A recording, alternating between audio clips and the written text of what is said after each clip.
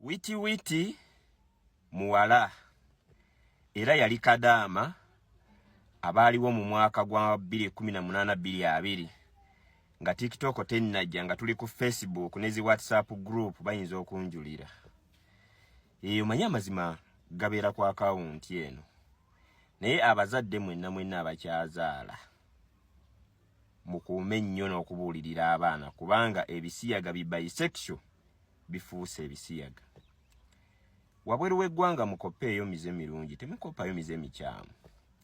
Kubanga oyinza okulaba nga Omuwarabu yeebaka ne muwala we, Omuwarabu waliwo n'abali ebisiyaga, Omuwarabu yeebaka ne sisita we, Omuwarabu tanaaba tasenya n'obireeta wano e Uganda. Mukitegeera. So mukuume nnyo abaana, eggwanga we liraga twesabire nnyo. Naye nga witi muwala si mulenzi. Awakana kirira mu comment section. Kojja Isima.